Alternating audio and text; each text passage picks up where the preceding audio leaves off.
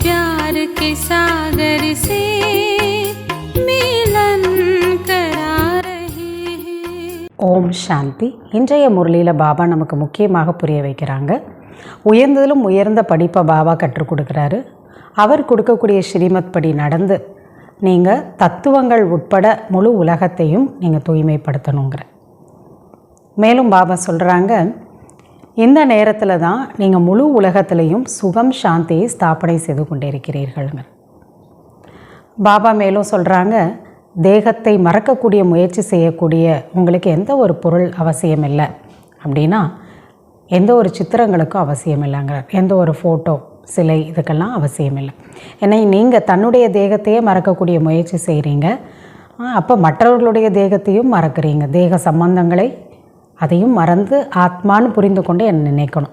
அதனால் உங்களுக்கு எந்த சித்திரத்தோட அவசியம் இல்லைங்கிற. சித்திரங்கள்லாம் புதுசாக வரவங்களுக்கும் இல்லை சிறிய குழந்தைகளுக்கும் தான் தேவைங்கிற. அதனால் பாபா சொல்கிறாங்க, எவ்வளவு என்னை நினைவு செய்கிறீங்களோ அவ்வளவு நீங்கள் விக்ரமங்களை விநாசம் செய்ய முடியுங்கிற.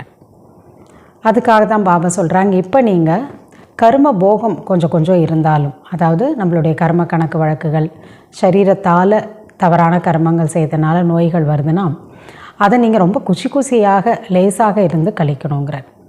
கொஞ்சம் விஷயத்தை நீங்கள் அது போல் லேசாக்கலாம், அனுபவித்து கர்ம போகத்தை கர்ம யோகமாக மாற்றி, இன்னொன்று யோக பலத்தின் மூலமாக யோக அக்னி மூலமாகவும் நீங்கள் அதை முடிக்கணுங்கிறார்.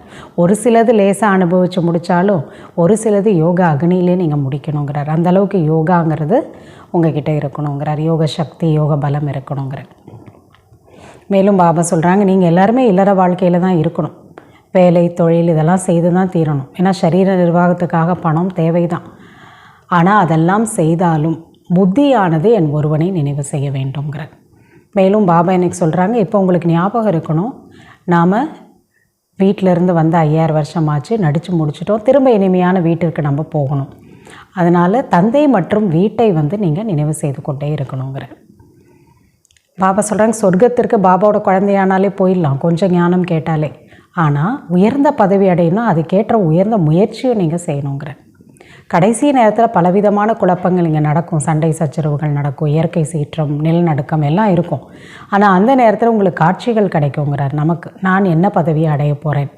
அப்போ குறைவான பதவி அடைய போகிறவங்க காட்சியை பார்த்துட்டு ரொம்ப பச்சாதாபப்படுவாங்க, வருத்தப்படுவாங்க. நான் இந்த பதவிக்காக நான் போக போகிறேன், நான் முயற்சி பண்ணலேன். அதனால தான் பாபா இப்போயே சொல்லிடுறார், நான் உங்களுக்கு வேறு எந்த கஷ்டமும் கொடுக்கல, என்னை நினைவு செய்யுங்கிறத மட்டும்தான் சொல்கிறேங்கிற. அதனால் இந்த முயற்சியை நாம் கண்டிப்பாக ஈஸியாக செய்ய முடியும்னு சொல்கிறார் பாபா. மேலும் பாபா சொல்கிறாங்க, உங்கள் விகர்மங்களை விநாசம் செய்து தான் நீங்கள் தூய்மையாக முடியுங்கிற. அதற்கான படிப்பை கற்றுக் கொடுக்கறதுக்காக தான் பாபா டைரெக்டாக இங்கே வந்திருக்கேன். இவ்வளோ நாளாக பாபா சொல்கிறாரு, எனக்கு நீங்கள் ஈஸ்வரனை பேரை சொல்லிவிட்டு தான தர்மம் செய்கிறதெல்லாம் பக்தி மார்க்கத்தில் இருந்து தானே, அது இன்டைரக்டாக அதற்கான பலன் ஒரு பிறவியில் செய்தோன்னா அடுத்த பிறவியில் கிடைக்கும். ஆனால் இப்போ நான் நேரடியாக இங்கே டைரெக்டாக வந்திருக்கேன். அப்போ நீங்கள் கொடுக்கக்கூடிய கொஞ்சம் 2 ரூபாய் கூட 21 பிறவிகளுக்கும் உங்களுக்கு அதனுடைய ரிட்டர்ன் கிடைக்குங்கிற. அதனால் பாபா சொல்கிறாங்க, சங்கமிகத்தில் மிக உயர்ந்ததிலும் உயர்ந்த பல்கலைக்கழகத்தில் நீங்கள் படிச்சுட்ருக்கீங்க. அப்போ பகவானே நமக்கு கற்றுக் கொடுத்துட்ருக்காரு அப்படின்னு நினைக்கும்போது அதை நினச்சி உங்களுக்கு குஷியில் மெய் சிலிர்த்து போக வேண்டும் சொல்கிறேன். அதனால் நீங்களும் இந்த படிப்பை படிக்கணும், மற்றவங்களையும் நீங்கள் படிக்க வைக்கணும்னு சொல்கிறேன். வாங்க பாபா சொல்லக்கூடிய முழுமையான முறையை கேட்கலாம். ஓம் சாந்தி. 13/3/2026 காலை முரளி பாப்தாதா மதுபன்.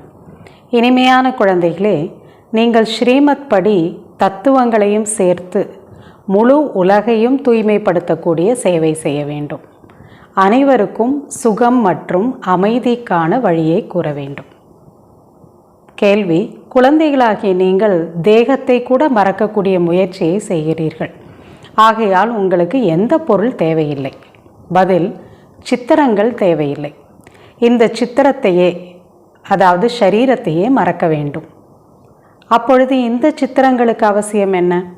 தன்னை ஆத்மா என்று புரிந்து கொண்டு தேகமற்ற தந்தை மற்றும் இனிமையான வீட்டை நினைவு செய்யுங்கள்.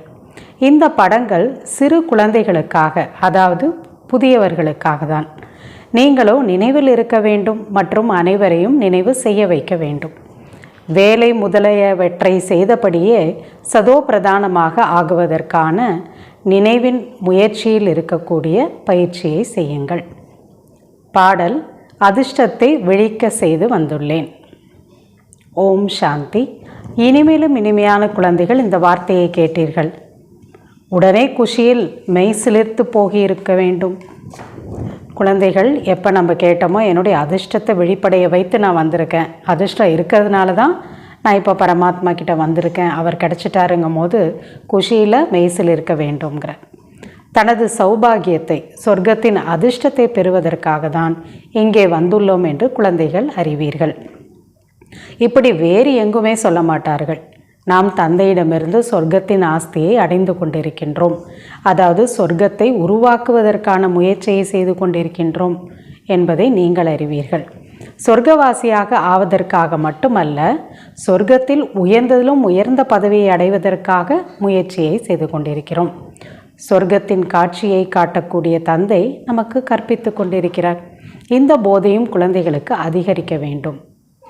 பக்தி இப்பொழுது முடிய வேண்டும். பக்தர்களை முன்னேற்றுவதற்காக, அதாவது அதனோட பலனை கொடுப்பதற்காக தான் பகவான் வந்திருக்கிறார் என்று சொல்லப்படுகிறது.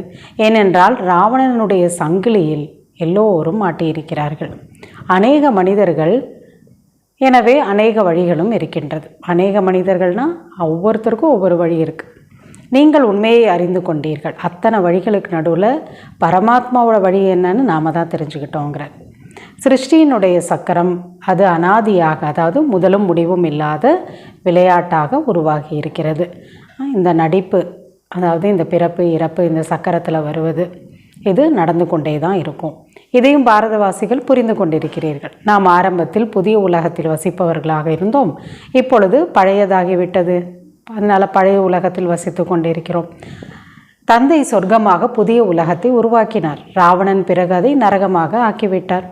பாப்தாதாவின் வழிப்படி நீங்கள் இப்பொழுது உங்களுக்கான புதிய உலகை உருவாக்கி கொண்டிருக்கிறீர்கள். புதிய உலகத்திற்காக படித்து கொண்டிருக்கிறீர்கள். யார் கற்பிக்கின்றார்? ஞானக்கடல், பதீத்த பாவனர். அனைத்து மகிமையும் அவருக்கு இருக்கு. ஒருவரை தவிர வேறு யாருடைய மகிமையும் பாடப்படுவதில்லை. அவர்தான் பதீத்த பாவனர்.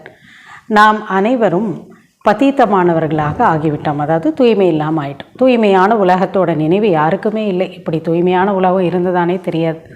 மிக சரியாக 5000 வருஷத்துக்கு முன்பு தூய்மையான உலகம் இருந்தது என்று இப்பொழுது தெரிஞ்சுக்கிட்டோம். இந்த பாரதம் மட்டும்தான் அப்போ இருந்தது. மற்ற அனைத்து தர்மங்களும் அமைதியில் இருந்தது. அப்படின்னா வேறு எதுவுமே இல்லை. பாரதவாசிகளாகிய நாம் சுகதாமத்தில் இருந்தோம். மனிதர்கள் இப்பொழுது அமைதியை விரும்புகின்றனர். ஆனால் இங்கே யாரும் அமைதியாக இருக்க முடியாது. இது சாந்தி தாம் அல்ல. சும்மா இருக்கிறதுக்கு, அமைதியாகவே இருக்கிறதுக்கு சாந்தி தாம் கிடையாது. இங்கே சரீரம் இருக்குன்னா நடிச்சு தான் ஆகணும். அது நிராகாரமான உலகம். அங்கிருந்து நாம் இங்கு வருகின்றோம். மற்றபடி சத்தியுகத்தில் அமைதி இருப்பதில்லை. அப்படின்னா நடிப்பில்லாமல் சாந்தி தாம் மாதிரி நம்ம சும்மா இருக்க மாட்டோம், அங்கேயும் நடிச்சுட்டு தான் இருப்போம். அது சுகதாமமாக இருக்கின்றது. இது சொர்க்கம். அதை சாந்தி தாமம் என்று சொல்ல மாட்டோம். அதாவது சத்தியுகத்தை சாந்தி தாம் சொல்ல மாட்டோம். ஆத்மா இந்த சரீரத்தை எடுத்துகிட்டு சுகத்தை அனுபவிச்சுட்ருக்கோம். அதனால் சாந்தியாக இருக்கிறது கிடையாது. சாந்தி தாமம்னா சுகத்தை அனுபவிக்காமல் அமைதியில் மட்டும் நடிப்பில்லாமல் இருக்கிறது தான் சாந்தி தாம். அங்கே நீங்கள் தூய்மை, சுகம், சாந்தியில் இருப்பீர்கள். எந்த சண்டை சச்சரவுகளும் இருக்காது சத்தியுகத்தில். வீட்டில் குழந்தைகள் சண்டை முதலியவற்றில் ஈடுபட்டால் அமைதியாக இருங்க அப்படின்னு சொல்லப்படுகிறது. ஆத்மாக்களாகிய நீங்கள் அந்த அமைதி தேசத்தை வசிப்பவர்களாக இருந்தீர்கள் என்று தந்தை கூறுகிறார். யாருக்குமே அப்போ சண்டை போடுறது பிடிக்கல. சண்டை நடக்கிறத பார்க்குறதுக்கும் பிடிக்கல. நாமும் சண்டை போட பிடிக்கல. மற்றவங்க போட்டாலும் கொஞ்சம் அமைதியாக இருங்கன்னு தான் சொல்கிறோம். அப்போ நம்மளுடைய சுய தர்மமே அமைதிங்கிறார். இப்பொழுது கலகம் நிறைந்த ஒரு உலகத்தில் நீங்கள் அமர்ந்திருக்கிறீங்க. இந்த விஷயம் உங்களோட புத்தியில் தான் இருக்குது. நீங்கள் தந்தையின் மூலம் மீண்டும் உயர்ந்ததிலும் உயர்ந்த பதவியை அடைவதற்காக முயற்சி செய்து கொண்டிருக்கிறீர்கள். இந்த கல்வி சாலை எதுவும் அங்கு குறைவானது அல்ல.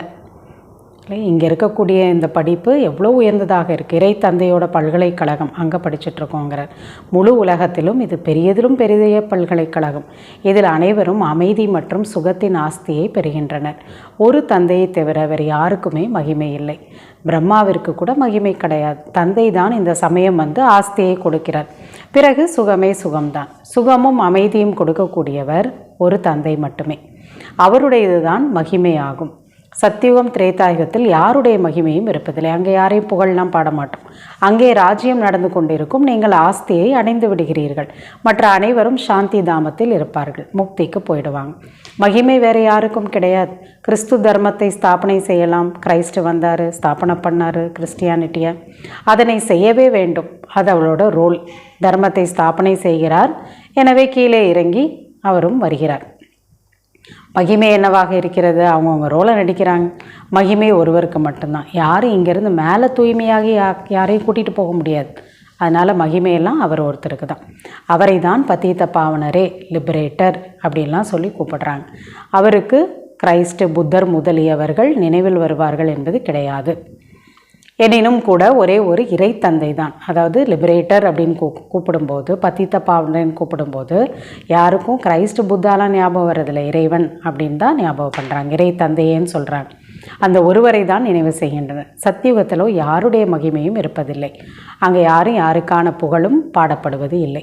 பின்னர் இந்த தர்மங்கள்லாம் துவாபரிகத்திலேருந்து தொடங்கும்போது தந்தையினுடைய மகிமை, ஒரே ஒரு சிவபாபாவோட மகிமை தான் பாட ஆரம்பிக்கிறார்கள். அப்போ பக்தி என்பது தொடங்குது. நாடகம் எப்படி உருவாகி உள்ளது பாருங்கங்கிற, சக்கரம் எப்படி சுற்றுகிறது, இதெல்லாம் குழந்தைகளுக்கு பாபா புரிய வைக்கிறார். தந்தையின் குழந்தைகளாக ஆன பிறகு தான் நாம் இதை புரிஞ்சுக்கிட்டோம். தந்தை படைப்பவராக இருக்கின்றார். புதிய சிருஷ்டியாகிய சொர்க்கத்தை படைக்கிறார். ஆனால் அனைவருமே சொர்க்கத்தில் வர முடியாது. எல்லாருக்கும் அப்பா தான், ஆனால் எல்லாருமே சொர்க்கத்தோட ஆஸ்தி எடுத்துக்கிறது இல்லை. நாடகத்தோட ரகசியத்தையும் புரிந்து கொள்ள வேண்டும் இல்லையா? 33 கோடி பேர் தான் எடுத்துக்கிறாங்க. தந்தையிடமிருந்து சுகத்தின் ஆஸ்தி கிடைக்கிறது. இந்த சமயத்தில் அனைவருமே துக்கம் நிறைந்தவர்களாக இருக்கின்றனர். அனைவரும் இப்போ திரும்பி வீட்டிற்கு செல்ல வேண்டும். பிறகு சுகத்தில் நீங்கள் வருவீர்கள். குழந்தைகளாகிய உங்களுக்கு மிகவும் நல்ல படிப்பு கிடைத்திருக்கிறது. எந்த தந்தைக்கு இவ்வளவு மகிமை இருக்கிறதோ அவர் இப்போது வந்து நம் முன்பாக அமர்ந்திருக்கிறார். மேலும் குழந்தைகளுக்கு புரிய வைக்கிறார். எவ்வளோ உயர்ந்த சர்வசக்திவான் கடவுள் பகவான், அவரே டைரெக்டாக இப்போ நம்ம முன்னாடி வராரு, கற்றுக் கொடுக்குறாருன்னா எவ்வளோ குஷி இருக்கணும். அனைவரும் குழந்தைகள் அல்லவா? தந்தை எப்பொழுதும் மகிழ்ச்சி மிக்கவராக இருக்கிறார். அவர் ஆனந்த கடல் தான். உண்மையில் தந்தையை எப்படியும் சொல்ல முடியாது. ஒருவேளை அவர் மகிழ்ச்சியாளராக ஆகினார் என்றார், பின்னர் மகிழ்ச்சியற்றவராகவும் ஆகிவிடுவார், ஆக வேண்டி இருக்கும். அதான் அவரை போயிட்டு நாம் வந்து சந்தோஷமாக இருக்காருன்னு சொல்ல முடியாது. அதில் கடல் அவர் மாறவே மாட்டார். ஏன்னா சந்தோஷமாக ஒருத்தர் இருக்காங்கன்னு சொன்னால் சந்தோஷம் எல்லாமே அவங்க ஆயிடணும் இல்லையா? அதுக்காக சொல்கிறார். பாபாவோ இது எல்லாத்துக்கும் அப்பாற்பட்டவர். சுகம், துக்கம், சந்தோஷம் இல்லையா, எல்லாத்துக்கும் அப்பாற்பட்டவர். பாபாவின் மகிமையே இந்த சமயத்தில் உங்களுடைய மகிமையாகும். பாபா சொல்கிறாங்க, நான் எப்படியோ அதே போல தான் இப்போ நீங்களும். பின்னர் எதிர்காலத்தில் உங்களோட மகிமை தனிப்பட்டதாக ஆகும். தந்தை எப்படி ஞானக்கடலாக இருக்கிறாரோ அதுபோல் நீங்களும் இருக்கிறீர்கள். அப்போ நாமும் சுகம், துக்கம், வெற்றி, தோல்வி, மானம், அவமானம் எல்லாத்தையும் கடந்தவர்களாக இப்போ ஆகணும். அவரோட மகிமையெல்லாம் நம்முடையதுங்கிறது. உங்களுடைய புத்தியில் சிருஷ்டி சக்கரத்தோட ஞானம் இருக்கின்றது. தந்தை சுகக்கடலாக இருப்பவர் என்று அறிவீர்கள். அவரிடமிருந்து அளவற்ற சுகம் கிடைக்கிறது. இந்த சமயத்தில் நீங்கள் தந்தையிடமிருந்து ஆஸ்தியை அடைந்து கொண்டிருக்கிறீர்கள். தந்தை குழந்தைகளுக்கு உயர்ந்த கர்மத்தை கற்று தருகிறார். எப்படி உயர்ந்த கர்மம் செய்யணுங்கிறத கற்றுத்தரார். இந்த லக்ஷ்மி நாராயண் போல இவர்கள் கண்டிப்பாக முன்னாடி பிறவியில் நல்ல கர்மங்களை செய்திருக்கின்றனர். அதனால் தான் இந்த உயர்ந்த பதவியை அடைகின்றனர். இவர்கள் எப்படி பதவியை அடைந்தனர் என்று உலகத்திற்கு யாருக்கும் தெரிவதில்லை. இப்போ படித்து தான் உயர்ந்த பதவி அடைகிறாங்க சிவபாபா கிட்ட இருந்துன்னு தெரியாது. குழந்தைகளாகிய நீங்கள் இப்படி ஆகி கொண்டு இருக்கிறீர்கள் என்று தந்தை கூறுகிறார். எப்படி? லக்ஷ்மி நாராயண் போல நாம் இப்படி இருந்தோம், இப்பொழுது இப்படி மீண்டும் ஆகி கொண்டிருக்கிறோம்.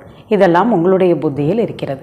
தந்தை அமர்ந்து கர்மம், ஆகர்மம், விகர்மத்தின் ஆழமான விளைவுகள் குறித்து புரிய வைக்கிறார். எது பாவ கர்மம், எது புண்ணிய கர்மம், எது நியூட்ரல் கர்மம்னு புரிய வைக்கிறார். அதன் மூலம்தான் நாம் இப்படி உயர்ந்த நிலையை அடைகிறோம். ஸ்ரீமத் உயர்ந்த வழியை காட்டுகின்றார். அப்படி இருக்கும்போது ஸ்ரீமத் படி நாம் நடக்கணும் தானே.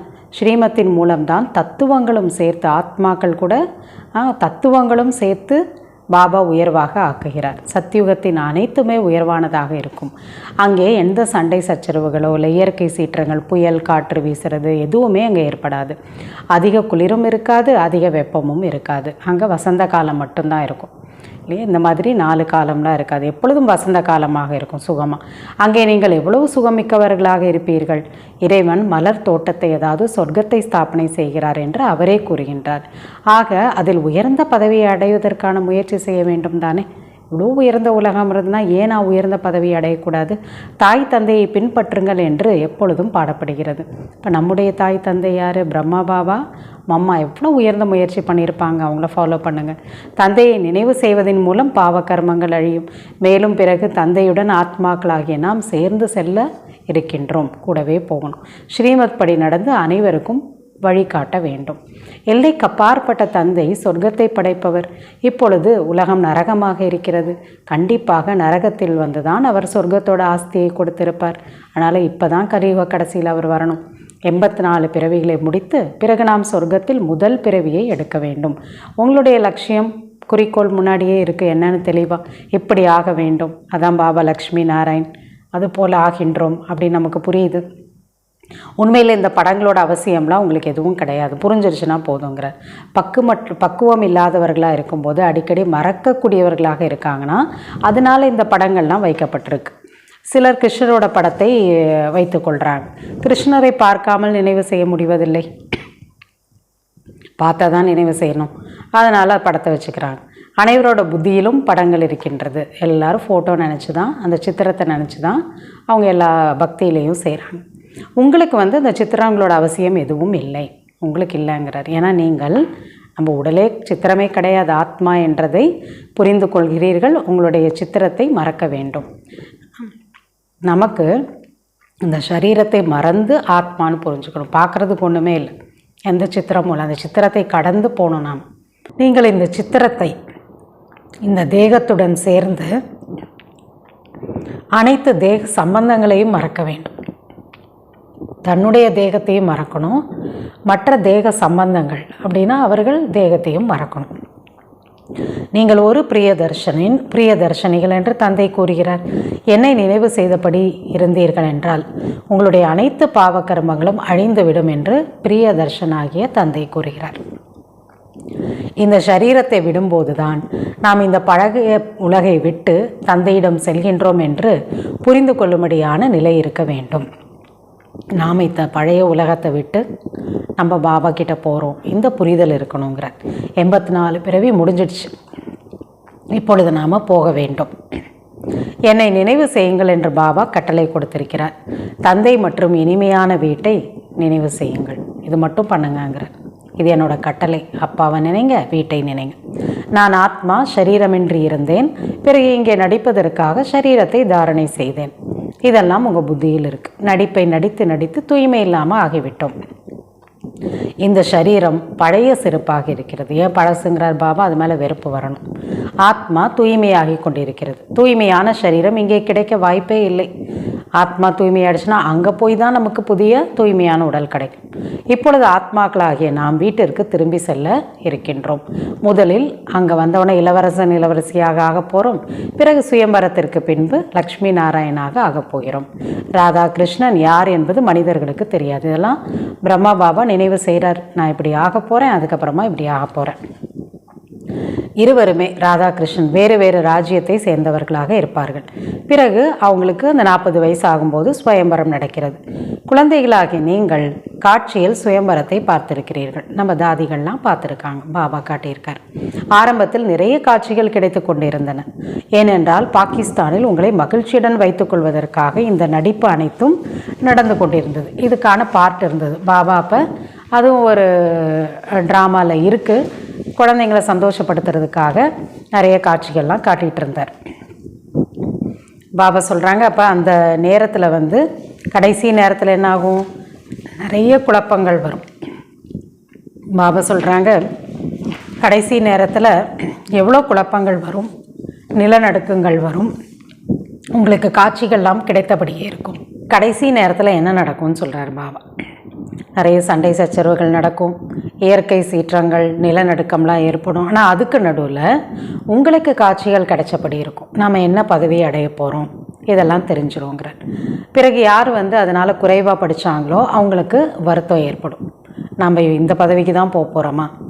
நீங்களும் படிக்கவில்லை, பிறரை படிக்க வைக்கவும் இல்லை, நினைவிலும் இருக்கவில்லை என்று தந்தை கூறுவார். நினைவின் மூலம்தானே சதா பிரதானமாக வேண்டும். தூய்மையற்றவர்களை தூய்மையாக்குபவர்க்காக தான் தந்தை வந்திருக்கின்றார். என்னை மட்டும் நினைவு செய்தீர்கள் என்றால் உங்களுடைய துரு அனைத்தும் நீங்கிவிடும் என்று தந்தை கூறுகிறார். நினைவு யாத்திரை அதற்கான முயற்சி செய்ய வேண்டும் அல்லவா? நீங்கள் வேலை, தொழில் இதெல்லாம் செய்யுங்கள். கர்மம் செய்யதான் வேண்டும். ஆனால் புத்தியினுடைய தொடர்பு பாபாவிடம் இருக்க வேண்டும். தமோ பிரதானத்திலிருந்து சதோ பிரதானமாக இங்கே தானே ஆக வேண்டும். இல்லற வாழ்க்கையில் இருந்தபடியே நீங்கள் என்னை நினைவு செய்யுங்கள். அப்பொழுதுதான் நீங்கள் புதிய உலகத்தின் எஜமானர்களாக ஆவீர்கள். தந்தை வேறு எந்த கஷ்டமும் கொடுப்பதில்லை. உங்களுக்கு மிகவும் சுலபமான எளிய வழியை கூறுகிறார். சுகதாமத்தின் எஜமானராக ஆகுவதற்காக என்னை மட்டும் நினைவு செய்யுங்கள். இப்பொழுது நீங்கள் நினைவு செய்யுங்கள், தந்தை கூட நட்சத்திரம் போல இருக்கின்றார். இப்படி நினைங்க, என்னை போலவே பாபாவும் நட்சத்திரமாக இருக்கார், நானும் ஒரு நட்சத்திரம். மனிதர்கள் அவரை சர்வசக்திவான், ஒளிமயமானவர்லாம் சொல்கிறாங்க. மனித சிருஷ்டியினுடைய விதை ரூபமாக இருக்கார் என்று தந்தையை கூறுகிறார்கள். நான் விதையாக இருக்கின்றேன், ஆகையால் என்னை ஞானக்கடல் என்று சொல்கின்றார்கள். மனித சிருஷ்டியினுடைய சைத்தன்யமான விதையாக இருக்கின்றார். விதைனா முழு மரத்தோட எசன்ஸும் அதுக்குள்ளே இருக்கும். அவருக்கு தான் இந்த சிருஷ்டி சக்கரத்தை முழு ஞானம் என்ன, அதனுடைய முதல் இடை கடை இது எப்படி சுற்றுதுங்கிறது தெரியும். வேறு எந்த ரிஷி முனிவர்களுக்கும் படைப்பவர் பற்றியோ படைப்பை பற்றியோ தெரியாது. ஒருவேளை குழந்தைகளுக்கு தெரிந்தது என்றால் அவரிடம் செல்ல தாமதமாக தெரிஞ்சிருச்சுன்னா நம்ம போயிருக்கலாம். ஆனால் தந்தையிடம் செல்லும் வழி யாருக்குமே தெரியல. அதனால தான் துவாபரிகத்திலேருந்து தேடிட்டே இருக்காங்க. தூய்மையான உலகத்திற்கு தூய்மையற்றவர்கள் எப்படி செல்ல முடியும்? ஆகவே காமம் என்ற மிகப்பெரிய எதிரியின் மீது வெற்றி அடையுங்கள் என்று தந்தை கூறுகிறார். இதுவே முதல் இடைக்கடை துக்கம் கொடுப்பதாகும். குழந்தைகளாகிய உங்களுக்கு எவ்வளவு நல்ல விதமாக புரிய வைக்கின்றேன். வேற யாரும் சொல்ல முடியாது. இந்த காமம் விகாரம் தான் உங்களுக்கு ஆரம்பத்துலேருந்து கடைசி வரைக்கும் துக்கம் கொடுத்துச்சு. பாபா சொல்கிறாங்க, வேறு எந்த கஷ்டமும் உங்களுக்கு நான் கொடுக்கறது கிடையாது. தந்தை மற்றும் ஆஸ்தியை நினைவு செய்யுங்க. தந்தையின் நினைவு, அதாவது யோகத்தின் மூலம்தான் பாவம் பஷ்பமாகும். ஒரு வினாடியில் தந்தையிடமிருந்து ராஜ்யம் கிடைக்கிறது. அவ்வளோ ஈஸிங்கிறார். குழந்தைகள் சொர்க்கத்திற்கு வரக்கூடும். ஆனால் சொர்க்கத்தில் கூட உயர்ந்த பதவியை அடைய வேண்டும் என்றால் அதற்காக முயற்சி செய்ய வேண்டும். குழந்தை ஆயிட்டீங்கனாலே சொர்க்கத்துக்கு போயிடலாம். ஆனால் உயர்ந்த பதவியை அடையணும்னா உயர்ந்த முயற்சி செய்யணும். சொர்க்கத்திற்கு செல்லவே வேண்டும். கொஞ்சம் கேட்டாலும் கூட தந்தை வந்துள்ளார் என்று புரிந்து கொள்வார்கள். இது அதே மகாபாரத போர் என்று இப்பொழுதும் கூட சொல்கின்றனர். கண்டிப்பாக தந்தையும் இருப்பார் இல்லையா? ஏன்னா போரப்ப யார் இருந்தாங்க? பகவான் இருந்தார். அவர் குழந்தைகளுக்கு ராஜயோகத்தை கற்பிக்கிறார். நீங்கள் அனைவரையும் எழுப்பியபடி இருக்கிறீர்கள். யார் பலரை எழுப்புகின்றார்களோ அவர்கள் உயர்ந்த பதவியை அடைவார்கள். முயற்சி செய்ய வேண்டும். அனைவரும் ஒரே மாதிரியான முயற்சியாளராக இருக்க முடியாது. பாடசாலை மிக பெரியதாகும். இது உலக பல்கலைக்கழகம். முழு உலகத்தையும் சுகதாமம் மற்றும் சாந்தி தாமமாக ஆக்க வேண்டும். இப்படிப்பட்ட ஆசிரியர் எப்போதாவது இருப்பாரா? முழு உலகத்தையும் தூய்மையாக்குறவர், சுகமாக்குறவர். உலகம் என்பது முழு உலகத்தையும் குறிக்கத்தக்கது. தந்தை முழு உலகத்தின் மனிதர்களையும் சதோ பிரதானமாக ஆக்குகிறார். அதாவது முழு உலகத்திலே சொர்க்கத்தை உருவாக்குறார். பக்தி மார்க்கத்தில் கொண்டாடப்படும் பண்டிகைகள் அனைத்தும் இப்பொழுது சங்கமயுகத்தின் நினைவு சின்னம்தான். சத்தியுகம் திரேதாயுகத்தில் எந்த விதமான பண்டிகையும் இருக்காது. அங்கே பலனை தான் அனுபவிப்பார்கள். பண்டிகைகள் அனைத்தும் இங்கே தான் கொண்டாடுகின்றனர். ஹோலி மற்றும் துரியா என்னும் பண்டிகைகள் ஞானத்தின் விஷயங்களாகும். இதில் பழசெல்லாம் போட்டு எரிப்பாங்க. அப்புறம் அந்த ஸ்வீட்டை ஒரு கயிறில் கட்டி அதை வேக வைப்பாங்க. அப்போ அந்த கயிறு எரிஞ்சிடும், ஸ்வீட்டு பக்குவமாக வெந்துடும். இதெல்லாம் பாபா சொல்கிறாங்க ஞானத்தோட விஷயங்கள். கடந்து சென்ற விஷயங்கள் பண்டிகைகளாக பிற்காலத்தில் கொண்டாடுகின்றனர். சங்கமயுகத்தோட விஷயத்தை தான் கொண்டாடுறாங்க துவாபரிகத்திலேருந்து. அனைத்தும் இந்த நேரத்திற்கானது தான். ஹோலி கூட இந்த சமயத்தினுடையது தான். இந்த 100 வருடங்களுக்குள் அனைத்து விஷயங்களும் நடந்து விடுகின்றது. எப்போ? சங்கமயுகத்தில். அதனோட நினைவு சின்னம் 2500 வருஷம் நடக்குது. சிருஷ்டி கூட புதியதாக மாறிவிடுகிறது. நாம் பலமுறை சுகத்தின் ஆஸ்தியை எடுத்தோம், பிறகு இழந்து விட்டோம் என்று அறிவீர்கள். நாம் மீண்டும் தந்தையிடமிருந்து ஆஸ்தியை எடுத்து கொண்டிருக்கிறோம் என்ற குஷி ஏற்பட வேண்டும். பிறருக்கு கூட வழிகாட்ட வேண்டும். மீண்டும் எடுத்துகிட்டு இருக்கோங்கிறது முக்கியமானது. நாடகத்தின்படி சொர்க்கத்தின் ஸ்தாபனை கண்டிப்பாக ஏற்பட வேண்டும். பகலுக்கு பின் இரவு, இரவுக்கு பின் பகல். இதுபோல் கலியுகத்திற்கு பின் சத்தியுகம் கண்டிப்பாக வர வேண்டும். இனிமேலும் இனிமையான குழந்தைகளோட புத்தியில் குஷியின் முரசு ஒலிக்க வேண்டும். இப்பொழுது நேரம் முடிய போகிறது. நாம் வீட்டிற்கு திரும்ப செல்கிறோம். சாந்தி தாமத்திற்கு போகிறோம். இதுதான் கடைசி பிறவி. கரும போகத்தை அனுபவிப்பது கூட குஷியில் லேசாகி விடுகிறது. ஏதாவது கொஞ்சம் நஞ்சம் உடலில் அனுபவிக்க வேண்டியதாக இருந்தது, நோய்னா குஷியாக அதை முடிச்சிருங்க. கணக்கு வழக்குகள் கொஞ்சம் அனுபவத்தின் மூலம் கொஞ்சம் கணக்கு வழக்குகள் அனுபவித்தோன்னா கொஞ்சம் அப்படி இருந்தாலும் கொஞ்சம் யோக பலத்தின் மூலமும் முடிய வேண்டும். அவ்வளோ யோகாவும் சக்திசாலியாக இருக்கணும். எல்லாமே குஷியாக நான் அனுபவிச்சே கழிச்சிடுறேன் அப்படி கிடையாது. யோக பலத்திலும் முடிக்கணும். தந்தை குழந்தைகளுக்கு ஆறுதல் தருகிறார். உங்களுடைய சுகத்தின் நாட்கள் வந்து கொண்டிருக்கிறது. தொழில் முதலியவற்றை செய்யதான் வேண்டும். பிஸ்னஸ்ஸு சம்பாதிக்கிறதெல்லாம் பண்ணுங்கள். சரீர நிர்வாகத்துக்காக பணம் தேவைப்படும் தான். தொழில் செய்பவர்கள் தர்மத்திற்காக பணத்தை ஒதுக்குகின்றனர். முன்னாடி செஞ்சாங்க, சம்பாரிச்சதில் கொஞ்சம் தர்ம காரியத்திற்கு. அதிகமாக செல்வம் சேரும் என்றால் அதிக தானம் கொடுப்போம் என்று புரிந்து கொள்கின்றனர்.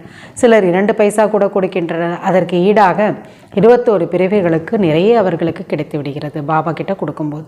முன்னர் நீங்கள் செய்து கொண்டிருந்த தான புண்ணியத்திற்கு பிரதிபலனாக அடுத்த பிறவியில் கிடைத்து கொண்டிருக்கிறது. பக்தியில் ஒரு பிறவியில் செஞ்சால் அடுத்த ஒரு பிறவிக்கு தான். ஆனால் இங்கே 21 பிறவிகளுக்கு ரிட்டர்ன் கிடைக்கிது. முன்னெல்லாம் சாது சன்னியாசிகளுக்கு கொடுத்து கொண்டு இருந்தீர்கள். பக்தி மார்க்கத்தில் அவங்களுக்கு செய்கிறது புண்ணியம். இவை அனைத்தும் அழியக்கூடியது என்று தெரிந்து கொண்டீர்கள். இப்பொழுது நான் டைரக்டாக வந்திருக்கின்றேன். இந்த ஈஸ்வரிய காரியத்தில் ஈடுபடுத்துங்கள் உங்களோட செல்வத்தை. அப்பொழுது உங்களுக்கு 21 பிறவிகளுக்கு ஆஸ்தி கிடைத்துவிடும். முன்னர் நீங்கள் மறைமுகமாக செய்து கொண்டிருக்கிறீர்கள் ஈஸ்வரனோட பேரை சொல்லி பக்தியில். இது டைரக்டாக கொடுப்பதுங்கிறார். மற்றபடி உங்களுடைய அனைத்தும் முடிந்து விட போகிறது. எதையும் ஈடுபடுத்தாமல் சும்மா வச்சுருந்தோன்னா எல்லாம் அழிஞ்சிரும். சும்மா பணம் இருந்தால் சென்டர்களை, சேவை மையங்களை திறந்தபடியே இருங்கள். உண்மையான கீதா பாடசாலை என்ற வார்த்தையை எழுதி போடுங்கள். உண்மையான கீதையை சொல்லக்கூடிய பாடசாலை. பகவானுடைய மகா வாக்கியம், என்னை மட்டும் நினைவு செய்யுங்கள் மற்றும் ஆஸ்தியை நினைவு செய்யுங்கள். அச்சா,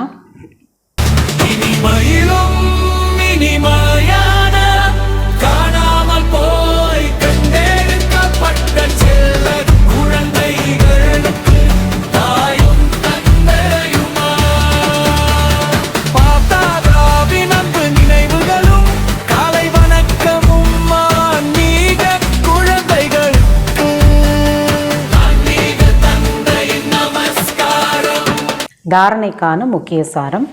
முதலாவது பாயிண்ட்டு, தந்தைக்கு சமமாக மகிமைக்கு தகுதியானவர்களாக ஆகி தந்தையை பின்பற்ற வேண்டும். 2வது பாயிண்ட்டு, இது கடைசி பிறவியாகும். இப்பொழுது வீடு திரும்ப வேண்டும். ஆகையால் குஷியில் மனதிற்குள் முரசொலித்தபடி இருக்க வேண்டும். கர்ம போகத்தை கர்ம யோகம், அதாவது தந்தையின் நினைவின் மூலம் குஷியுடன் முடித்துவிட வேண்டும். வரதானம், குழந்தை மற்றும் எஜமானன் என்ற நினைவின் மூலம் அனைத்து பொக்கிஷங்களுக்கும் அதிகாரியாக பிராப்தி நிறைந்தவராக ஆகுக. நான் தந்தையின் அனைத்து பொக்கிஷங்களுக்கும் குழந்தை மற்றும் எஜமானனாக இருக்கின்றேன். குழந்தனாலே அப்பாவோட ஆஸ்திக்கு அதுதான் உரிமையாளர். இயற்கையான யோகி, இயற்கையான ஸ்வராஜ்ய அதிகாரியாக இருக்கின்றேன். இந்த நினைவின் மூலம் அனைத்து பிராப்திகளும் நிறைந்தவர்களாக ஆகுக. இந்த பாடல் சதா பாடிக்கொண்டே இருங்கள். எதை அடைய வேண்டுமோ அதை அடைந்து விட்டேன். இழந்தேன் அடைந்தேன், இழந்தேன் அடைந்தேன் என்ற விளையாட்டை விளையாடாதீர்கள். அப்பப்போ மாறிக்கிட்டே இருக்காதீங்க உங்களோட நிலை. அடைந்து கொண்டிருக்கின்றேன், அடைந்து கொண்டிருக்கின்றேன், இது அதிகாரியோட வார்த்தை இல்லை. அடிக்கடி பாபா சொல்கிறாலே நினைக்கிறேன் மறக்கிறேன் அப்படியும் சொல்லாதீங்க. இல்லை நான் முயற்சி பண்ணிகிட்ருக்கேன் அடைஞ்சிட்ருக்கேன் அப்படியும் சொல்லாதீங்க. யார் சம்பன்ன தந்தையோட குழந்தைகளோ அப்படி இருக்கக்கூடிய குழந்தைகள் மிக உயர்ந்த நிலையை அடைந்து விடுகிறார்கள். அவர்கள் வேலைக்காரர்களை போன்று முயற்சி செய்ய முடியாது. கடவுளுடைய குழந்தைகளாக இருக்காங்க, சம்பன்னமான குழந்தைகள், சம்பன்னமான பாபாவோட குழந்தைகள்னால் அவங்க வேலைக்காரர்கள் போட ரொம்ப கஷ்டப்பட்டு முயற்சி செய்ய மாட்டாங்க. இயற்கையான யோகியாக இருந்து ஆஸ்தியை எடுத்துக்கொள்வார்கள். ஸ்லோகன், யோக பலத்தின் மூலம் கர்ம கணக்குகளின் மீது வெற்றி அடைய வேண்டும். இதுவே சிரேஷ்ட முயற்சியாகும்.